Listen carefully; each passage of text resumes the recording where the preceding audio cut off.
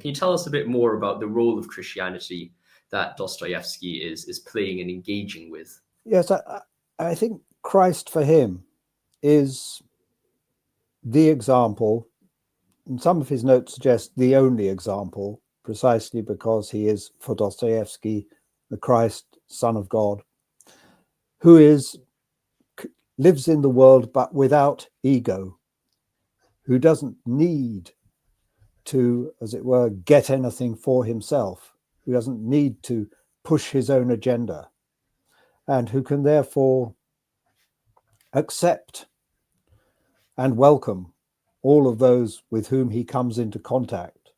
He doesn't need to oppose their plans, their projects, their aims, their folly, their ambition, and is able to accept without judgment.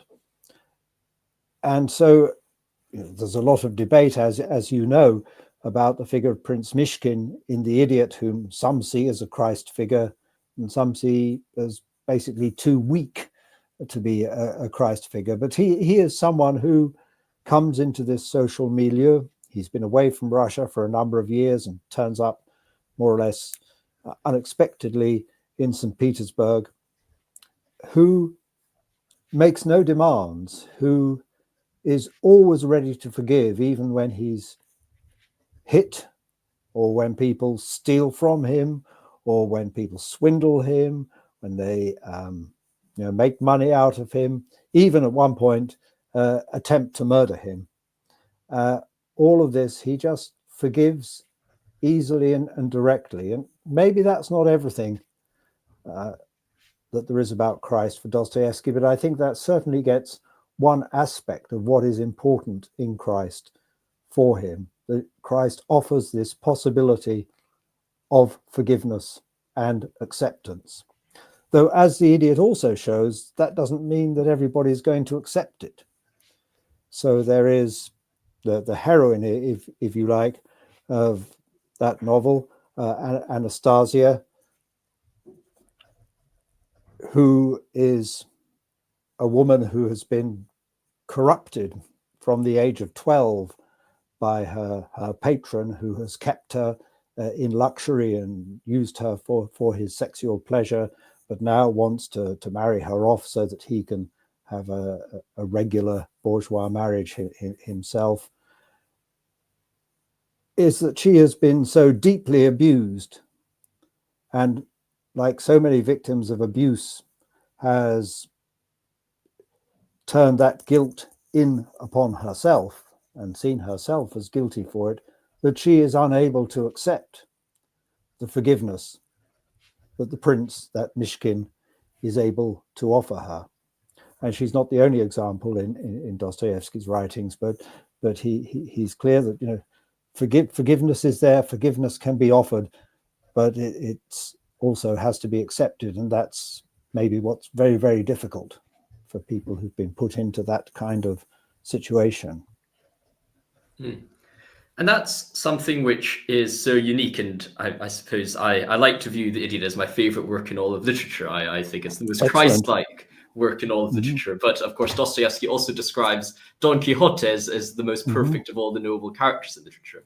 And I suppose one of the questions that follows from your description of Christ to Dostoevsky is, how should we incorporate that idea of Christ into our own lives, into our Christianity? Is this something which we should say, well, I remember when one of my friends read The Idiot, she was like, how can someone possibly present Christ like that? This is ridiculous. And other people are like, well, that's ridiculous because it is so good. How should we, I suppose, engage with this image of Christ, and how can we incorporate that into our own Christianity? Yes, and that range of responses is there in the novel. I mean, lots of people laugh at him, think he's going too far, think he's utopian, think he just doesn't understand, what goes on in life. And of course, that novel does end tragically, that he is unable to persuade the vast majority of those in his circle that this is the best way forward, although there is a little gleam of hope at the end. There's 2 or 3 characters who still, as it were, keep their faith in him, who are quite minor characters throughout the book. And I think for Dostoevsky, there is no simple, direct way. It's just basically a matter of practice every day. And a chief part of this is the realization, this is part of the teaching of the elder Zosima, that we are each of us guilty of everything before everyone, and I most of all. Now that's needs some unpacking, and a lot of people don't like the word guilt, and it does sound a bit like certain kinds of old-fashioned Christianity that want to make people feel guilty to bring them to their knees, as it were. But I don't think that's what Dostoevsky is saying at all. That in thinking that I myself am guilty of everything before everyone means that I acknowledge that in a certain level, my life isn't my own to dispose of as I will, that I owe my life to others. And this is the antithesis, if you like, of the ego striving to get its own. And Dostoevsky thinks if we could all live by that, then there would be communion amongst people. But of course, your question was, practically how to do this in the everyday. And I think he was realistic enough to know that this isn't going to happen in a flash. That it's just the gradual accumulation of small acts in which we maybe, let's not say overcoming all sounds very heroic, in which we just put our ego aside or quieten it down a little bit and are attentive to what's going on in other people's lives as well as in our own. In the Brothers Karamazov, Zosima's closest disciple is Alyosha. And one of the striking things about the character of Alyosha is he's always going from person to person. He goes to visit people, to see people, to talk to people. He brings people together, and he's hugely attentive to what's going on in their lives, and he listens to them.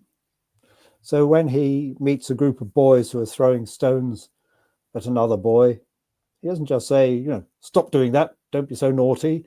He says, why are you doing that? What's going on here? But why are you treating him so badly? And he listens to their story. Last night, actually, I was watching a documentary film about the famous prison, Barlinnie, in Scotland, which for many years, I suppose, has been one of Britain's toughest prisons, certainly in the era when I was growing up. A very hardcore prison. And there was a very interesting thing that one of the guards said. He said, your best weapon in here is this, pointing at his mouth. You've got to talk to the prisoners. You've got to listen to them. You've got to hear what's going on for them.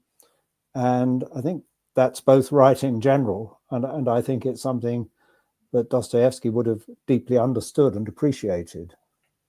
And you touch upon Alyosha, and I suppose he's the other Christ-like character in some sense in Dostoevsky's works, apart from Myshkin. And I was wondering how much, I suppose, from a literary perspective, can we see Alyosha as this kind of second coming, or Dostoevsky's attempt to improve upon a more practical model that is found in The Idiot? Is that a way to read Alyosha?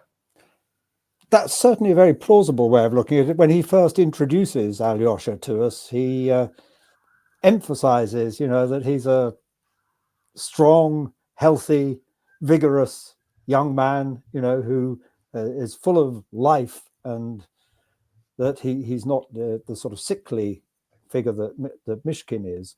And as I say, he's always on the go. He's always going around to see someone, or rather, he's tireless. He's full of energy.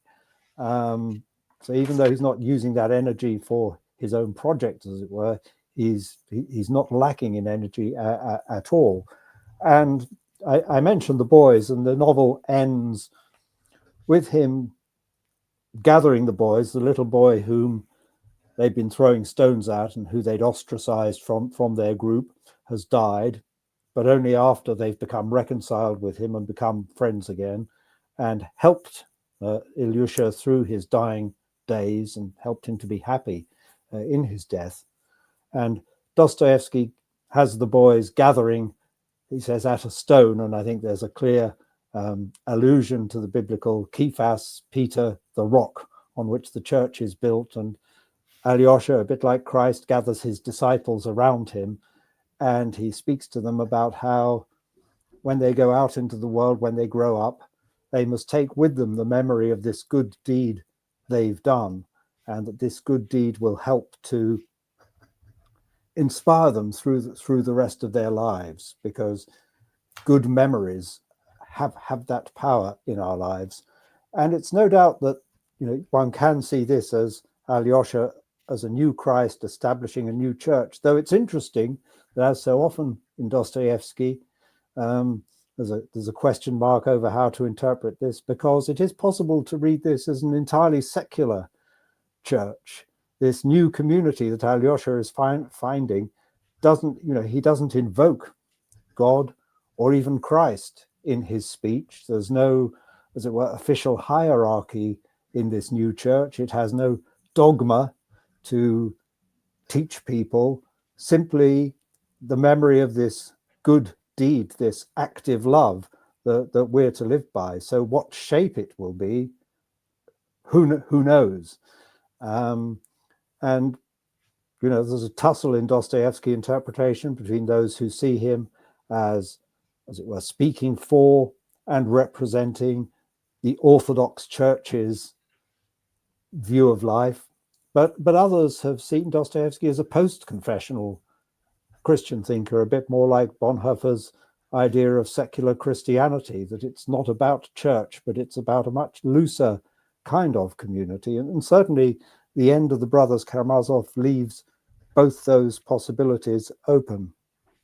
But also, I should say that this little theme of memory, which is a very important one in Dostoevsky, and I think if one wants, as it were, a practical hint as to how to begin to go about this, it's memories. It's thinking about the good things that have happened in your life, rather than dwelling on, as so many of his characters dwell on, the injuries they've suffered and how society has been down on them and how resentful they are about the bad stuff. But remember the good things that have been done to you. Remember the good things that you have done, the simple act of kindness. So in the Brothers Karamazov, for example, there's an elderly doctor who has given Dmitri, I think it's an orange, when he was a child. And it's a kind of small, simple act, but Dmitri remembers this. And in the context of a childhood which was really pretty awful, you know, that this is a memory of one adult who reached out to him and was kind to him. And, you know, Dostoevsky says this is what we must always be trying to be attentive to, what's happening about us.